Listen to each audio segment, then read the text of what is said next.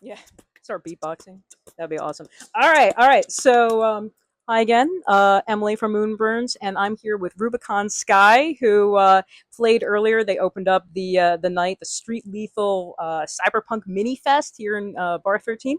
So, yeah, this is my first time seeing your set. Incredible, like melted my face. It's just so Thanks. it's Thanks. static, yeah. And so I guess introduce yourself and where are you from? Sure. I'm Nate. Nate Bazinski. I live in Martinsburg, West Virginia. Mhm.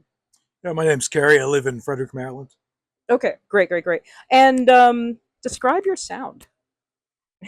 Sorry. Many moons ago, we got described by somebody who heard us as heavy synth pop, Hmm. and we just ran with it. We have no idea, so we let him do the talking, and it worked out so far. So No, that totally makes sense because actually Rob said exactly. He was like, "That's my notes. Heavy synth pop." Right on. It Meet, worked. it's meets, sticking. It yeah, worked. meets Yeah. power metal. That's Yeah. what he said. Yeah. Cool. Yeah, yeah. So, what are some of your musical influences? Well, I grew up on a lot of classic rock. Okay. So my dad's music, his CDs and all that. So Yep. as time progressed, I got more into heavier music, some Metallica and Mhm. stuff like that. Like in high school, Avenged Sevenfold, lots of that. That was a lot of my drumming influence when I was learning. But Mm. then I started studying some jazz. Okay. I studied music at Shepherd University Mm. and learned all kinds of different things. Lots of classical, lots of jazz. Learned about all kinds of random things from different people. Mm. And then since then, basically, if I hear a project that sounds cool, I'm like, sign me up. I'm in. Hmm. Great. Yeah. Yeah, so I grew up I grew up in a Christian household, so I was Okay. listening to a lot of it was cool at the time, a lot of Christian rock that was had a unique sound to it. Hmm. My transitionary band was Ramstein. Oh, Was okay. watching, yeah, like some lame kid. I was watching Triple X, and they have a concert in that movie, and I was Right, like, right. "What the hell is this band?" And that was it for me. So I got really hard into industrial and kind of darker stuff like that, Mm, harsh EBM, mm. electronic Nice. stuff like that. So it eventually evolved into a few different things, but now I'm kind of the same way. If it Hmm. sounds cool, if Hmm. it hits me in the right spot, Hmm. that's what I like. Nice. Right on. So I have to ask this because it's kind of unique. How did you come up with the name Rubicon Skye? I, I did not participate in that part of it. That was all Carrie. A lot of this is really Carrie's brainchild. Okay. Yeah, so I'm glad to get on and do the drum parts and all that stuff. But a lot of the original creative work was this guy. Okay. Yeah. Well, you're talking me up a lot about that because I can't remember how I got the name. So yeah, I mean, it sounds cool. yeah, it's one of those things where like there's so many bands out there today. There's so many I bands know. and groups and individuals, Yeah. and they all got to have a name, and it's got to be a unique name. And Right. so Memorable. the pool, yeah, it's got to be memorable. It's got to strike you, Hmm. and that pool is just so hard to dig deep into I know. and to find something that's like, yes, that is a name. Right, and then something that's not taken. Something that's not taken. Yeah, I mean, come on, Rush.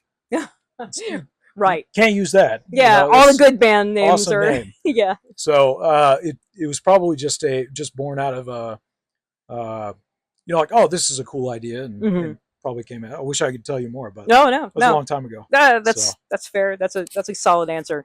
What's your both of you? What's your favorite part of playing live?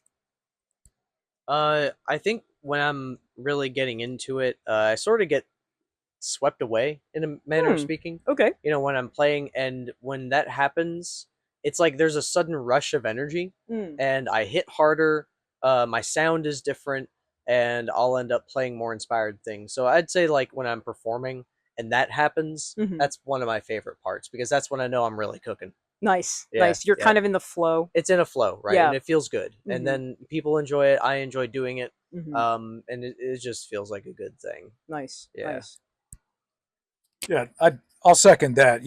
There's such an energy to playing live that you can listen to an album and you can get the idea and you can feel the emotion and everything, but just playing it live is something unique, and it's something that you cannot reproduce. Every show is different, even if it's played exactly the same. Like, it's still very different. And for me, it's an expression of the energy that is not delivered on the album. So, and people can feel, if you're a band that has a story behind your music or storyline in the music or something like that, people can gather that from the album and they can feel the energy. But playing it on stage allows you to express some part of that storyline that is not gathered from the album. And so that's it for me, is you get to get up there and scream your head off and point at people, right. Yeah, like slam your fists on the ground, and yeah, it's great. Yeah. And that's just something that you never get from an album. So there's an extra level of expression there. Yeah, no, that totally makes sense. And I, as an audience member, and I'm sure lots of other people can relate to this. I mean, yeah, listening to an album is one thing, but seeing it live, I'm kind of like addicted to shows. I go to as many shows as I can. And luckily, I live in an area where I can. And it's just, it hits different, to use a phrase, just because it does. And yeah, I like that reciprocal energy that you get from the musicians, and then also the other people in the audience, if they're also feeling it. It's like this communal, celebration and appreciation of music. So I'm glad that you feel that way too as musicians. So that is awesome. As an audience member, something I really appreciate about like seeing live music is getting to not just hear the music, but to kind of feel it too. Yeah. Not just in a literal sense, but in the sense of you're in the room with these people, and when they do that, like for example, a couple of times I've seen artists perform, and I had listened to their albums beforehand, and I thought their music was really cool. Tigran Hamasyan was one of them. Okay. I got to see him in concert, and it was just totally different live. You could feel it coming from him when he was playing. And then after that, now that I've heard him live, when I listen to his music, it like means a whole lot more. Right, absolutely. Than before when I've come across it on Instagram or something like that. Yeah, I totally have a new appreciation for bands after seeing them live. I usually like their recorded stuff even more after I've heard it live in person. So yeah, just want to wrap it up. So yeah, plug your socials. And then actually before that, do you have any upcoming stuff, releases, shows that you want to talk about? Or if not, no problem. Well, we're working on new music that's going to be coming out at some point. Right, we're in the mixing process and being very picky about how it sounds. Okay. And we're going to be planning some shows for early 2026. Nice. So we'll be announcing that on our social media, which we have a Facebook page and Instagram. If you look up Rubicon Skye, then you'll come across us. You just got to look for the logo. Okay, great. Are you on Bandcamp? Yes, right? Sure. Yep. I believe you have at least one. I was looking you up earlier today. Release, and I think so. It was through DistroKid, so it should be on, it's on Bandcamp excellent, as well. excellent. Yeah. All right, great. Well, we're gonna check them out definitely, and looking forward to your upcoming shows because your set tonight was killer. Thank you very much. All right. Appreciate it. Thanks so much. All right.